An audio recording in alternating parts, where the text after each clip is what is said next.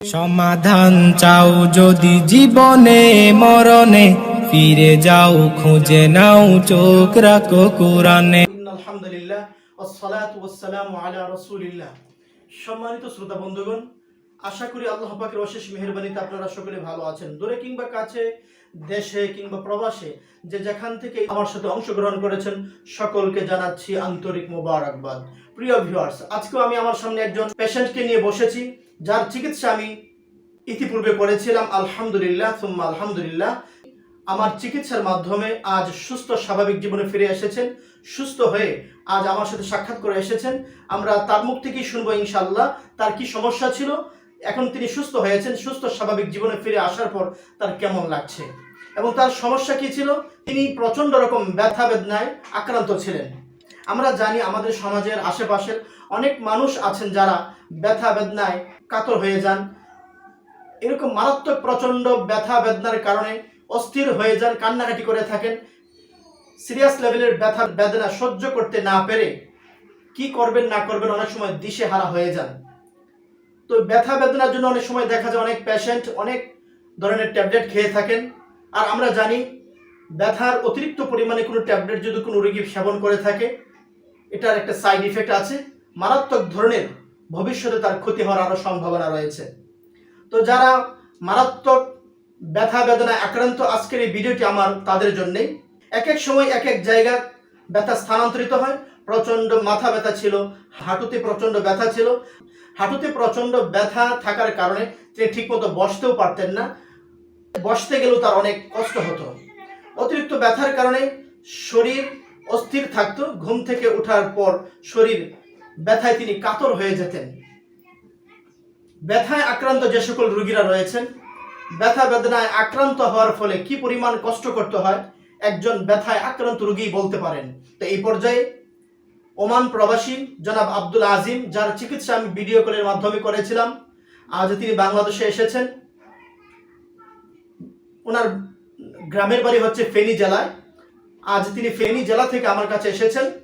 তো আজকে জানবো ভিডিও কলের মাধ্যমে চিকিৎসা করেছিলাম, ভিডিও কলের মাধ্যমে চিকিৎসায়ও কি সুস্থ হওয়া যায় কিনা। অনেক মানুষ আছে যারা মনে করে যে ভিডিও কলের মাধ্যমে চিকিৎসা করলে হয়তো বা আমি সুস্থ হব না বা চিকিৎসা কাজ করবে না।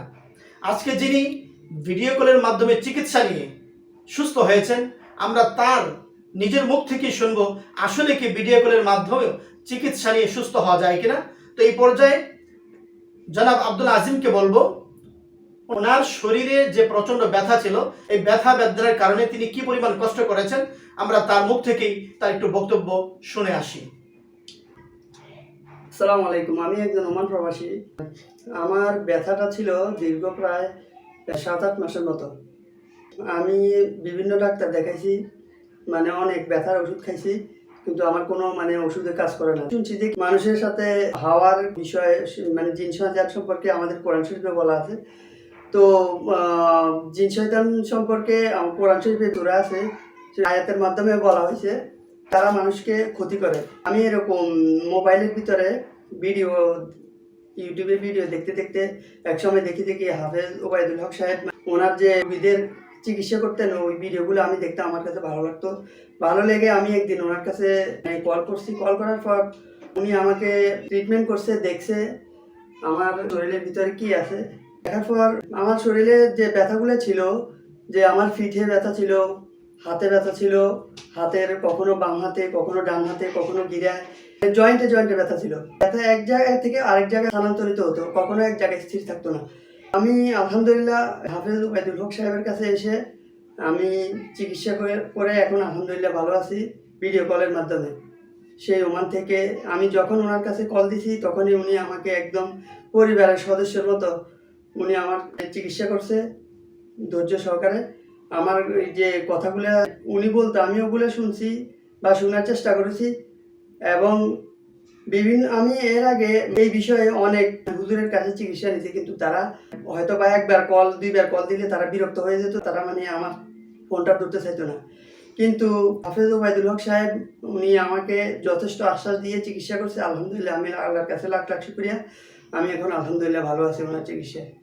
আচ্ছা, আলহামদুলিল্লাহ। আপনি যে আমাদের চিকিৎসায় ভালো হয়েছেন, সুস্থ হয়েছেন, আপনি খুশি আছেন তো? আলহামদুলিল্লাহ, আমি খুশি। আপনার যখন ব্যথা বেদনা আপনি কাতর হয়ে যেতেন তখন আপনার কাছে কি মনে হতো? আমি তখন আমার কাছে মনে হচ্ছে যে আমি এর থেকে আমার মৃত্যুটাই ভালো, আমার কাছে এরকম মনে হতো। সুপ্রিয় বন্ধুগণ, বুঝতে পেরেছেন, একজন মানুষ প্রচন্ড ব্যথায় আক্রান্ত হলে মানুষটা দুনিয়া থেকে চলে যেতেও সেরকম একটা চিন্তা ভাবনা চলে আসে যে আমার দুনিয়াতে থাকার আর কোনো মানে নাই, থেকে আমি কি করব, আমি তো সুস্থ স্বাভাবিক জীবনযাপন করতে পারছি না, আমার আশেপাশের আরো অন্যান্য মানুষ যেভাবে সুস্থ স্বাভাবিক চলতেছে আমি কিছুই করতে পারছি না।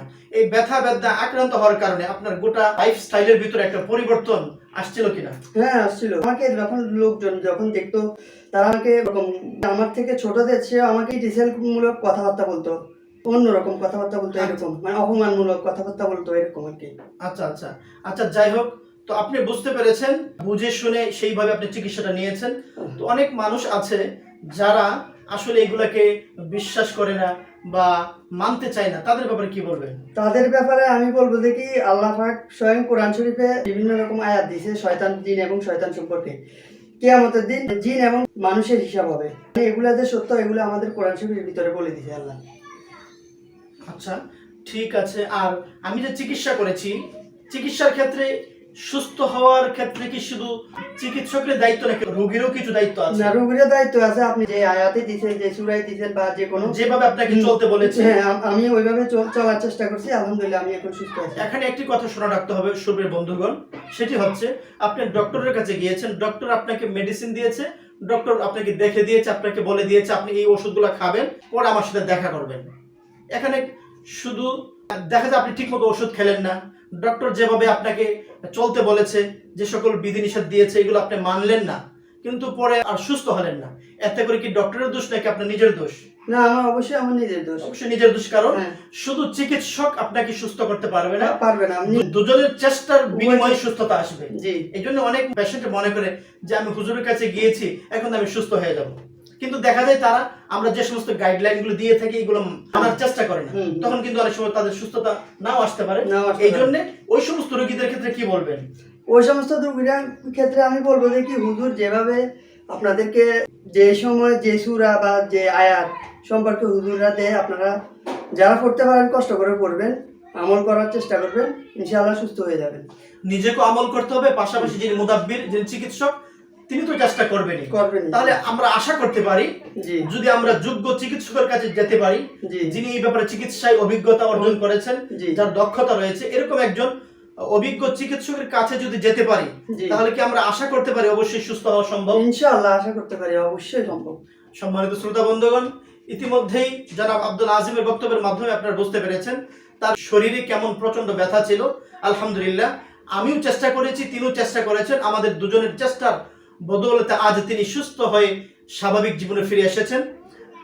তো এরকম ব্যথা বেদনায় আরো যারা আক্রান্ত, যারা বিভিন্ন মেডিসিন খাচ্ছেন, মেডিসিন আপনার কাজ হচ্ছে না, একটি কথা মনে রাখবেন, যখনই দেখবেন কোনো মেডিসিন আপনার কাজ হচ্ছে না, তখন বুঝতে হবে আপনার এই অসুস্থতা, এই রোগ ব্যাধি মেডিসিনের না, আপনার এই সমস্যা অন্য কোনো হতে পারে।